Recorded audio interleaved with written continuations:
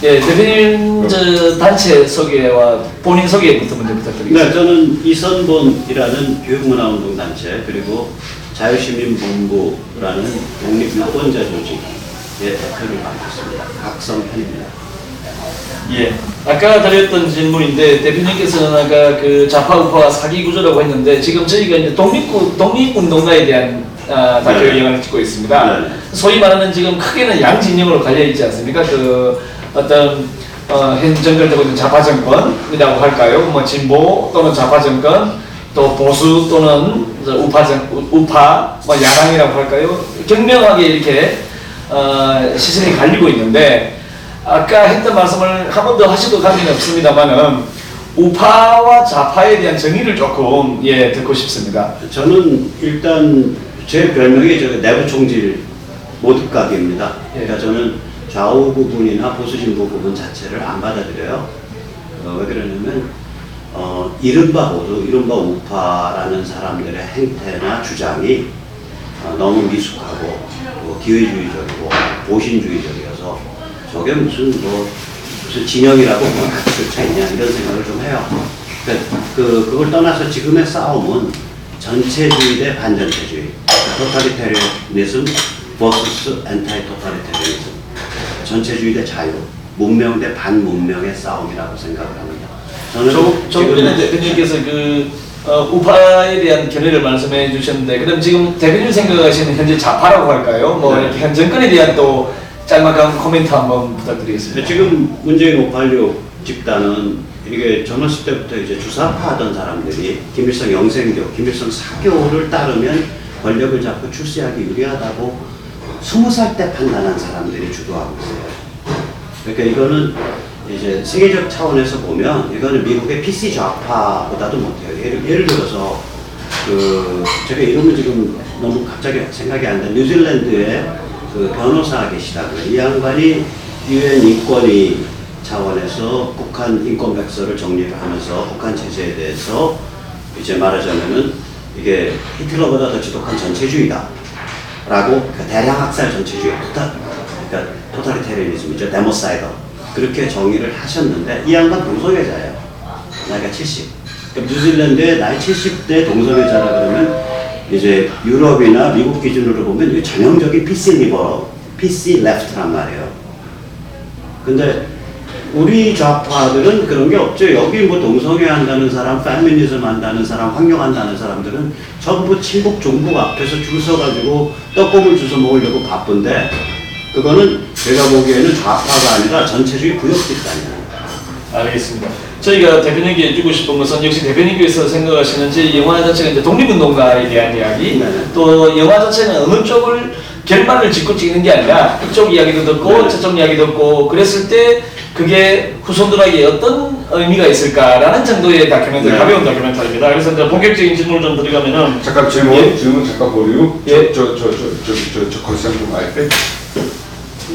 죄송합니다. 대표님 앉아 계신 걸 예, 그대로 그대로.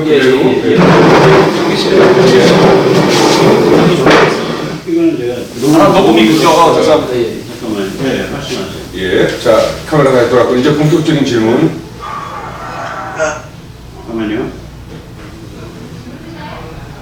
예. 됐습니다. 제가 이번 다큐멘터리를 진행하면서 초등학생부터 아주 네. 연로하신 분까지 똑같은 질문을 드리고 있습니다. 아주 네. 초등학생적인 질문인데, 자, 독립운동가의 정의가 뭐라고 생각하십니까? 독립운동가의 정의, 글쎄요, 저는 참 정의 내리기가 어렵다고 봐요. 왜냐하면 예를 들어서 우리가 동유럽을 보시잖아요. 그러면 나치 전체주의와 스탈린 전체주의 사이에서 동유럽이 피해 젖은 땅이 됐습니다. 두 개의 전체주의가 충돌하면 피해 젖은 땅이 돼요. 근데 우리 같은 경우에는 만주를 중심으로 해서 중국 공산당 전체주의, 스탈린 전체주의, 일제의 텐노 전체주의 세 개가 충돌을 했어요. 그래서 만주가 아주 피바다가 됐었습니다. 그러면 이때 일제랑 싸우기 위해서는 무슨 짓을 다 해도 된다. 이걸 독립운동으로 봐야 되나 말아야 되나 굉장히 재밌는 문제예요, 이게. 예를 들어서 스탈린 전체주의랑 손을 잡고 혹은 레닌 전체주의랑 손을 잡고 이동희 같은 사람은 일제랑 싸우면 된다 이 주장을 했거든. 그럼 일제랑 싸우기만 하면 다 만사 오케이냐. 제가 오히려 묻고 싶은 질문이죠.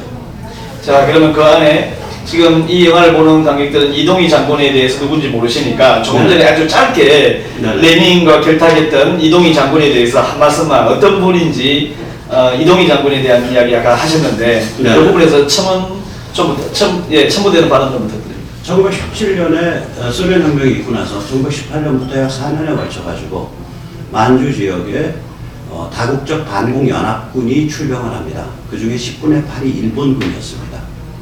따라서 그 무렵부터 이 만주 연해주의 우리 동포들은 일본의 적이 소련 적군이니까 순식간에 그 볼셰비즘, 그러니까 소련식 공산주의를 열렬히 지지하는 분위기가 돌아요.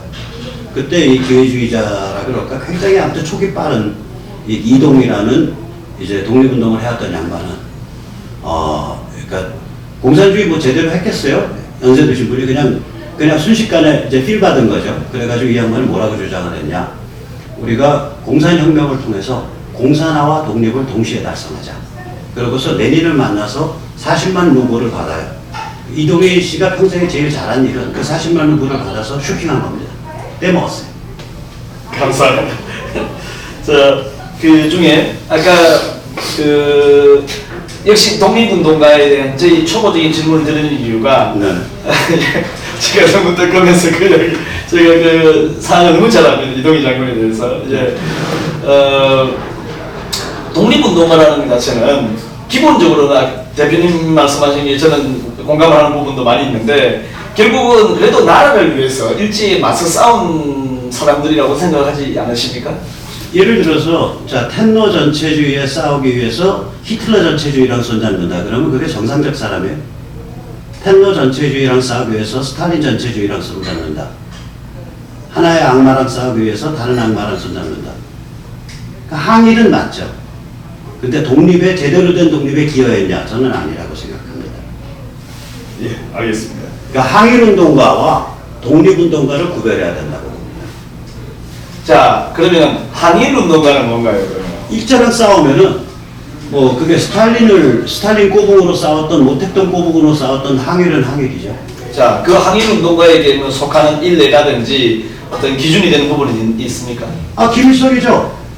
김일성은 중국 공산당의 졸개가 돼서 1930년대 초반에 중국 공산당이 우리 그 만주에 있는 중국 공산당 만주지국 소속 조선인들을 한국인들을 대량 학살했을 때 그러니까 30년대 초반에 한 3, 4년 일어난 일이에요. 김일성은 무슨 재주인지 거기서 살아났어요. 20살짜리가. 그 얘기는 객관적으로 추정해보면 선배를 팔아먹은 거예요. 중국 공산당 학살대회 때. 그 다음에 명색은 중국 공산당이 주도하게 되어 있고 실제는 소련 코민테른이 직접 주도했던 동북항일연군. 그거는 우리 독립부대가 아닙니다. 소련 코민테른이 직접 했어요. 동북항일연군의 수명이 정치적 효용 가치가 언제 다하냐? 중일전쟁이 벌어진 1937년에 다해요. 왜냐하면 그 전에는 동북항일연군이라는 건 소련이 일본에 보내는 경고사격입니다. 너희 만약에 소련을 향해서 침공을 해오면 너희 배후에 우리 이 게릴라 부대가 작동해 라는 경고사격이에요. 근데 일제가 소련을 향해서 침공을 안 하고 37년 여름에 중일전쟁을 벌였단 말이에요. 동북항일연군 이제 없어져야 돼 빨리 소련 입장에서는. 그래서 일제랑 빨리 일종의 그 밀월 불가침이 돼야 돼요. 그러니까 동북항일연군은 그때 돈도 끊고 무기도 끊고 그 다음에 아마도 일제한테 그 움직임도 제보하고 그렇게 해서 말려 죽이죠. 순식간에 말려 죽입니다. 그때 또 이 동북항일연군 소속의 김일성이 살아나요. 그럼 이자는 그 동북항일연군을 말려 죽이는 과정에서 혹시 소련에 협조한 자 아닌가? 왜냐면 88 국제여단 가갖고 애 낳고 마누라랑 잘 살 정도로 대접받았으니까. 자, 그럼 이런 흉악한 자인데 이 자를 그럼 항일 운동했다고 봐줘야 되나? 항일했죠. 무슨 말씀인지 알겠습니다. 자, 또 초보적인 질문인데 아까 드렸던 질문하고 비슷한 질문. 독립유공자라는 표현이 있지 않습니까? 네. 독립운동가라는 표현이 있다면 독립유공자에 대한 정의는 어떤? 저는 이제 독립운동이든 독립유공이든 그건 거의 같은 맥이라고 봐요. 그러니까 무슨 얘기냐면 전체주의에 반대하는 관점, 대한민국의 한국의 독립운동이 굉장히 특이한 데가 있습니다. 다른 나라는 이 공산계 독립운동이 굉장히 강했는데 여기는 최소한 국내에서는 반공 민족주의 성향이 굉장히 강해요. 이건 제 말이 아니라 연세대 김명석 교수 같은 분, 그러니까 특별한 정치적 성향이 없는 분의 말이에요. 그래서 저는 독립운동이든 독립유공이든 이건 구별 안 해요. 단지 그때 독립이라고 우리가 말을 하는 순간 우리가 이미 1989년, 91년에 소련 다 많이 자빠지는 거 봤잖아요. 그러니까 공산 전체주의가 독립의 길이다라고 생각해서 날뛰었던 자들은 다 빼버려야 된다. 항일에는 놔둬도. 제가 드린 질문의 포인트는 그거였습니다. 그 단어에 대한 의미를 여쭙고 싶었었는데 독립운동가든 항일운동가든 그거는 쉽게 주면은 독립유공자라는 뜻은 국가가 지정하는 것이지 않습니까? 그 지정에 대한 부분에 대해서 여쭙고 싶어서 그렇습니다. 독립유공자 말끝 그대로. 네, 저희 아버님도 일제 때 최연소 정치범이었거든요. 17살 때에서 1년 이상 살았는데 그분 독립유공 신청한 적 없어요. 그냥 당연히 할 일 했다야. 그런 사람 많아요. 그러니까 국가가 지정하냐 안 하냐는 제 관심 바뀝니다. 저만 해도 12년 동안 막스레닌주의자로 그 전두환 정부 말기까지 87년까지 싸웠지만 88년까지 싸웠지만 제가 수배 풀린 게 88년 가을이니까. 그러나 저 민주화운동 제가 신청한 적이 없어요. 왜냐? 저는 공산주의 운동했지 민주화운동 한 적 없으니까. 맞습니다. 알겠습니다. 그러니까 제 말씀의 뜻은 뭐냐면 우리가 독립을 유공을 했던 독립의 운동을 했던 간에 독립이라 그런다면 이건 당연히 반공이 들어가야 된다. 반전체주의가 들어가야 된다. 아니 텐더 전체주의만 나쁘고 그럼 공산 전체주의는 오케이냐 이거지. 어떤 미친놈이 만약에 공산 전체주의에 따라서 나라 만들겠다 이러면 이건 착각한 사람이지. 불쌍한 영혼이에요. 불쌍한 영혼으로서 천도제진해주면 돼요. 떠받들 일이 아니라고. 예, 정확하신 말씀이시네요. 자, 그럼 하나 더 여쭙겠습니다. 지금 물론 대표님 말씀을 드린 이 질문 자체가 또 똑같은 대답 또는 다른 재미있는 얘기가 나올 수 있을 것 같은데 제가 생각하는 포인트는 이렇습니다. 자, 독립 구국을 위해서 반공 전체주의든 레닌 전체주의는 다 무시하고 자, 이 조선을 위해서 싸웠습니다. 그 싸웠던 어떤 공은 인정해야 된다고 생각하지 않으십니까? 근데 그 공이 조금 전에 말씀하셨던 전체주의의 흐름에 따라서 또는 해방 이후 1945년 8월 15일 이후로의 행적에 따라서 그 공이 사라진다고 생각하십니까? 저는 일단 공 자체도 없고 예를 들어서 텐노 전체주의를 위해서 조선인 전체를 스탈린 전체주의와 같이 가야겠다라고 텐노 전체주의랑 싸우기 위해서 한국인 전체를 공산 전체주의를 밀어넣어야 된다고 생각하는 자는 이건 공을 따질 게 없어요. 아니요, 제가 여쭙는 포인트는 포괄적입니다. 예를 들어서 지금 그 서울을 못 받아놨다. 예를 들어서 뭐 약산 김은문 단장이라든지 이런 이북 정권에 기여했다라는 그런 분들 얘기하는 게 아니라 대한민국 다수가 생각하는 유관순 열사라든지 안중근 의사라든지 이런 분들의 예를 들어서 전체 그냥 포괄적인 독립유공자들이 그 독립운동가의 기준이 1945년 8월 15일 기점이지 않느냐라는 포인트를 저는 여쭙고 싶습니다. 1995년 8월 15일이요? 1945년 8월 15일. 1945년? 당연히 저는요 우리나라 독립은요 미국 독립 몇 년 걸렸을 것 같아요. 1771년 대륙의회가 저거를 하고 나서 독립을 선언하고 나서 미국의 헌법에 의해서 미국에 돌아가기 시작한 지 13년 걸렸습니다. 우리나라의 최종적 독립기간은 1953년까지입니다. 저희 나라 독립에서 6.25를 딴다라는 거는 그 선배 세대 전체에 대한 모욕이에요. 가장 중요한 민족적 경험입니다. 그 뜻은 1945년 8월 15일이 기준이 아니라 1953년이 기준이니 당연하죠. 그 안에의 어떤 다른 당연하죠. 소위 말하는 불순한 의도가 들어왔던 것에 대해서는 인정해서는 안 된다 이런 말씀이시네요. 당연하죠. 이거죠. 텐노 전체주의가 싫다고 해서 더 지독한 악마인 스탈린 전체주의, 모택동 전체주의를 끌고 들어와. 이거는 새끼 악마죠. 아까 그 말씀 재밌네요. 저희가 그 대표님 말씀하시는 1953년이 진정한 독립 아니냐에 대한 부연 설명 조금 더 부탁드리겠습니다. 현대 국가의 형성이라는 건 그 민족, 그 국민의 집단적 경험과 집단 의식의 형성과 관련이 깊습니다. 저희가 주체적으로 저희가 주체적으로 현대문명에 기여를 하거나 현대문명의 어떤 충돌선에서 일선에서 그거를 몸으로 겪고 거기에서 어떤 교훈을 받았던 가장 거대한 사건이 6.25입니다. 6.25를 거치고 나서야 한국인이 탄생한 거예요. 현대국가의 한국인이. 아주 재밌는. 자, 그러면은 제가 지금 보냈던 질문입니다만은, 자, 대한민국, 아까 얘기했던 대한민국이 친일과 가그 식민지 1945년이 기준이 아니라 1953년이 기준으로 하셨지만은 친일 청산이라는 표현은 저는 쓰고 싶지는 않습니다만은 진정한 독립국가라고 생각하십니까? 아니면 독립을 이루었다고 생각하십니까? 진정한 독립국가로 가다가 요새 이제 뭐 이상한 사람들이 여기 나라를 들어가지고 뭐 태산 앞에 동산이라는 또 문재인 정부의 말입니다. 문재인이 북경대 가서 그 다음 박원순의 말, 중국은 참 윤기 흐르는 말이고 한국은 그 말 공덩이에 붙은 파리라 그랬는데 그 파리가 말 공덩이에 직접 못 붙어요. 말 공덩이에 붙은 똥딱지 위에 앉은 파리입니다. 그렇게 한국의 독립과 위상을 이른바 소위 진보라는 자들, 실제로 친북스러운 자들이 스스로 깎아내리고 있죠. 그래서 지금 한국의 독립과 위상이 많이 손상되었죠.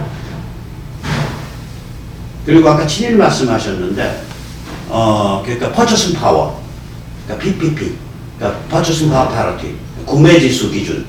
저희가 일본보다 잘 살거든요. 서민층이. 그러니까 사실은 어떤 그 언론이나 혹은 담론을 장악하는 자들, 정치하는 자들이 반일 히스테리를 불러일으켜서 그렇지, 젊은 층에 가면 일본에 대해서 많이 그렇게 무슨 열등감을 느끼거나 이런 일은 이미 다 벗어났다고 생각합니다. 예.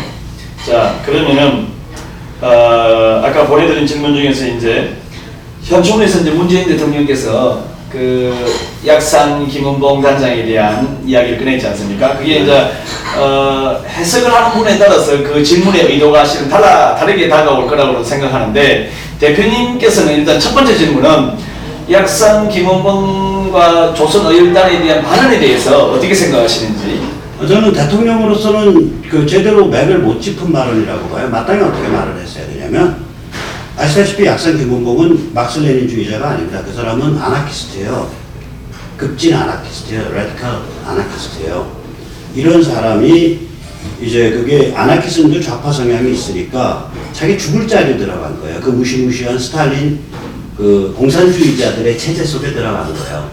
그러니까 이제 김일성 집단, 소련 집단에서는 자기들 이제 그 뭐랄까 정당성을 더 높이기 위해서 노동상까지 주고 또 훈장도 주고 했지만, 막상 이제 그 6.25 남침이 실패로 돌아오고 나서 그 전체 모든 책임을 국내파 혹은 저기 남로당에 뒤집어 씌웠잖아요.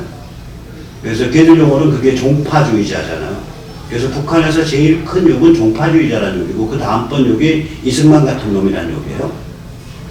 그러면 나는 문재인 대통령이 우선 첫째 친북 정책 쓸 것 같으면 그렇게 약산 김원봉 같은 사람 거론하면 안 된다. 북한에서 제일 싫어하는 사람이다. 그런 류들이 당신 철없는 소리 한 거다. 그 다음 친북 정책을 안 쓸 것 같으면 마땅히 반복을 했어야겠다. 근데 그 사람은 친북 성향이 있는데 왜 약산을 갖고 만지작거리냐 이거죠. 그게 너무 웃기는 케이스예요. 두 번째, 세 번째 얘기 뭐냐면, 약산은 우리가 가련하게 여길 사람이지 우러러볼 사람이 아닙니다. 그러니까 아주 이상주의적, 그 당시 사람들 중에는 이상주의적 급진 무정부주의자들이 있어요. 그 아리랑스 김산, 그 사람도 그 정치 노선이 무정부주의거든요. 그러면 이런 사람들은 아까도 말씀드렸듯이 만주라는 데가, 그런 무정부주의자들은 결국은 이쪽 저쪽에 밟혀서 죽어요. 그러니까 일제의 텐노 전체주의, 스탈린 전체주의, 모택동 전체주의, 이 세 가지 전체주의 파도의 충돌 속에서 죽는다. 김상 질문을 좀 드리고 싶은데 그 전에 한 번만 더. 자, 실은 대표님 말씀하시는 부분도 있지만은 또 다른 어떤 부분에 대해서는 노덕술이라든지 장택산에 어떤 모욕을 당하고, 예를 들어서 그 김은봉이라는 분을 독립유공자 또는 독립운동을 인정하든 안 하든 간에 어떤 그분이 남한으로 내려왔는데 어떤 모욕을 당해서 또 어떤 여운형 선생의 암살이라든지 김구 선생의 암살을 겪으면서 목숨이 위태로워서 이북으로 갔다라고 전제하는 후보들이 많이 쪽 좌파 쪽에서 하는 이야기지 않습니까? 그 부분에 대해서는 어떻게 생각하십니까? 김원봉이 뭐하러 저기 이북 갔냐는 누가 알아, 속을? 우선 첫째 영웅형 암살은 김구가 했고, 김구 암살은 그건 여러 가지 퀘스천 마크가 있는 거 아니에요? 왜냐면 그거는 객관적으로 보면 그때 김구 추종자들이 김구한테 절대로 김일성한테 만나서 무릎 꿇지 말으라고 그 앞에 들어놓아서 반대를 했었어요. 김구가 월북하고 왔다 갔다 하고, 김구가 그 나이 어린 그때 불과 김일성이 몇 살이야? 48년이니까 불과 36살짜리 배불뚝이 그 개개명기로는 이상한 인간이거든. 그거 손잡고서 저한테 사리원에 과수원 한마지기 주시면 저는 그걸로 늙어서 농사나 짓고 살겠습니다. 김구가 그 정도로 노출을 부렸단 말이에요. 그래서 김구 추종자들, 그 사람들이 다 테러리스트 성향이에요. 김구 자신이 나는 테러주의자라고 썼잖아. 백범일지 처음에 보면 나는 테러주의자, 나는 테러리스트라고 썼다. 그럼 김구 추종자들은 테러리스트라고. 그러니까 저 노출 부리는 우리의 지도자가 더 이상 노출 부리기 전에 모셔드리는 게 우리 사명이다. 그러고 죽였을 수가 있어요, 그게. 그러니까 이게 김구의 사망과 영웅형 사망은 완전히 달라요. 재밌네요, 대표님. 아까 그 말씀이 저는 재밌게 들었다고 왔는데, 약산 김원봉 단장이 지금 왜 가는지는 어떻게 알아? 이런 표현이 참 재밌는데, 그거에 대한 조금만 아주 장하게 부연 설명 조금 더, 김구 선생이나 이현은 선생 가지 말고, 그 상황이 됐어요. 조금만 이쪽으로. 잠시만요. 네, 자, 말씀하세요. 일단 생각을 해보세요. 자, 조금이라도 자, 잠시만요. 저 네. 소리가 난 거. 자, 다시 조금만 액션. 촉이 빠르고 영악한 자들 같으면, 김일성 같은 자 같으면, 오늘은 제 추정입니다. 중국 공산당에 줄 서가지고 중국 공산당이 30년대 초반에 조선인 출신 중국 공산당원들 학살하는데 협조해주고, 내일은 소련에 줄 서가지고 소련이 동북 항일 연구를 말려주기는데 협조해주고, 이런 증거 없어요. 앞뒤 봐서 추정이에요. 안 그러면 앞에 그 민생당 사건에 20살짜리 조선 공산당원이 살아날 길이 없어 80%가 죽었으니까 그때. 그 다음에 안 그랬으면은 어떻게 소련군 88 국제여당 가서 그렇게 호화롭게 살아. 애도 낳고 결혼도 하고. 그러니까 저는 추정이에요. 자, 이렇게 촉이 빠르고 영악한 사람들은 그렇게 자기 인생 경로를 바꿔가면서 출세를 하거나 소리를 잡아요. 약 그런 와중에 그 소련, 중국, 텐노, 일본 공국주의가 그렇게 부닥치는 그 피해 공간에서 서양에서도 가장 이상주의적 급진주의 운동이거든요. 이게 무정부주의라는 거. 무정부주의를 할 정도의 사람이면 어떻게 보면 현실을 벗어난 사람이에요. 그러니까 이 사람의 그런 독특한 심리세계에 무엇이 작동을 해서 부구를 받는지는 알 길이 없을 거다. 우리가 보통 짐작할 수 있는 그런 심리세계가 아니에요. 알겠습니다. 예, 재미있습니다. 예, 아까 김산에 대해서 말씀하셨는데, 예, 우리 영화는 김산에 대한 걸 다루진 않으니까 김산에 대해서 생각하시는 바 조금, 예.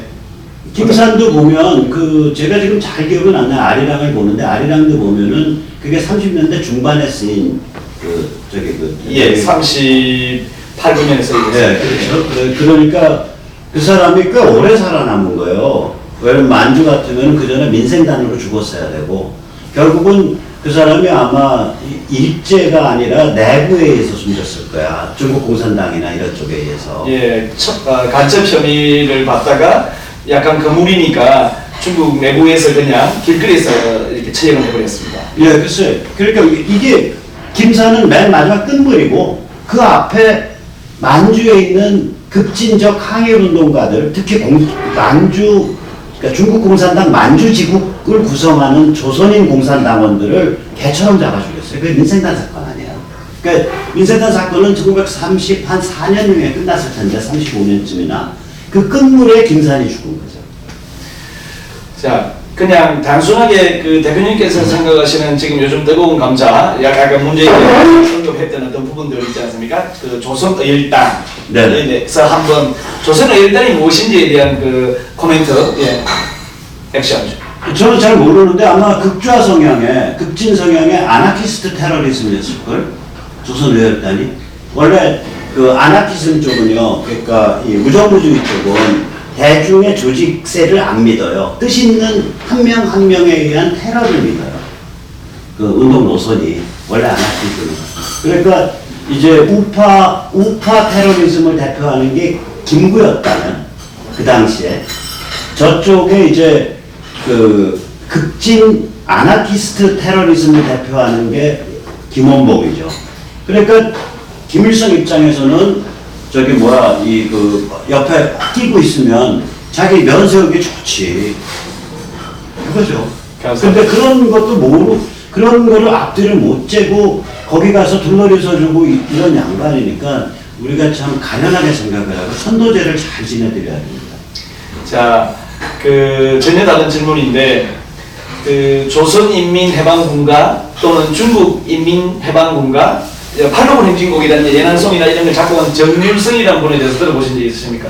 그거 얼핏 어디가 봤는데? 예, 말씀하세요. 예. 아니, 정률성에 대해서 아시는 바가 있으시면 어떻게 생각하시는지. 얼핏 아는 바, 아니. 자, 재밌는 건 이렇습니다. 제가 약간 부연 설명을 급하게 드리면은, 역시 이제 중국에 귀화했고, 조선 의열단 중에 한 사람이었는데, 중국인과 결혼했고, 현재 중국 인민군 공식 군가의 작곡이자 문제는 북한 인민군 공식 군가의 작곡가이기도 합니다. 그 부분이 저는 지금 참 대한민국에서 다루기 힘든 인물이라고 생각되는데 강주에서는 매년 많은 예산을 들여서 20년째 국제음악제를 하고 있고 항일 음악가로 워낙 유명하신 분이니까 또 기념 사업도 하고 있으며 생가 복원 강주 쪽에서 난리인데 네. 물론 그쪽이 좌파 쪽이라고 생각해서 그렇긴 하지만 전체적으로 봤을 때는 쉽지 않은 어떤 부분들인데 그게 지금 대한민국에 어떤 식으로 받아들여질까 서울까지 퍼져 있지 않다 보니 조용한 것인지 아니면은 암묵적으로 중국과의 관계 때문에 받아줘야 되는 문제인지 이걸 좀 여쭙고 싶습니다. 중국과의 관계는 그런 거는 가차없이 처벌해야 돼요. 그러니까 여기는 이제 문화적 cultural hegemony, 문화적 헤게모니를 이제 친북 성향이 갖고 있잖아요. 그럼 친북 성향은 이거예요. 악마여도 좋다. 항일이면 천사다야. 지금 정윤석 선생 같은 경우는 이제 북한에는 갔습니다. 북한 정권의 수립을 기획했는지 안 했는지의 문제는 2차적이지만 1950년 6.25가 터지면서 다시 불려가가지고 중국으로 가서 돌아가실 때까지 중국에 있었는데 제가 여쭙는 포인트는 이겁니다. 지금 아까 대표님께서 말씀하셨던 것 중에 하나인데 어떤 항일을 위해서는 악마한테 영혼을 팔아도 된다에 대한 부분이 있긴 하겠지만은 지금 이제 정률성이라는 인물은 역시 중국 인민군 공식 군가를 만들었다 보니 중국에서는 대단한 영웅의 하나고 3대 음악가로 불릴 정도로 아주 어마어마한 분입니다. 그러다 보니 한국에서는 그분을 건들기에는 너무 먼 당신이고 제가 보기에는 또 아니면은 조금 그분을 통해서 어떤 중국과의 교도보직인 역할을 해야 되는 부분이 없지 않아 있을 텐데 그런 고려가 아니고 그 특정 지역에서 그 사람 뛰어넘은 그 특정 지역이 종북 친북 입김이 강한 지역일 거고요. 그 종북 친북의 세계관에서 보면 악마여도 항일이면 다 좋다예요. 항일이면 다 좋다. 그런 그것이 1946년에 소련이 그런 식으로 선전선동하라고 여기 그 남로당하고 북로당에 지시를 했어요. 프레임을 그렇게 쓰라.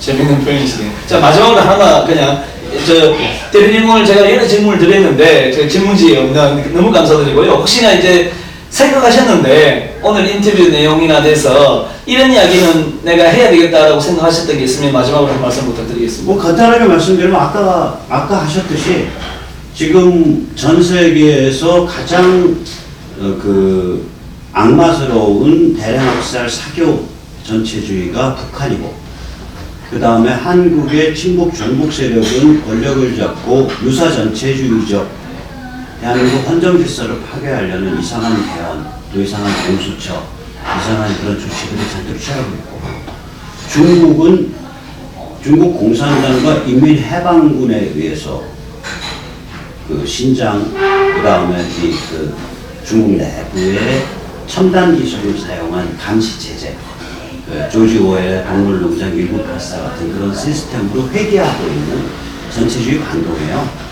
그러니까 남북한과 중국이 결국 전체주의 3종 세트예요.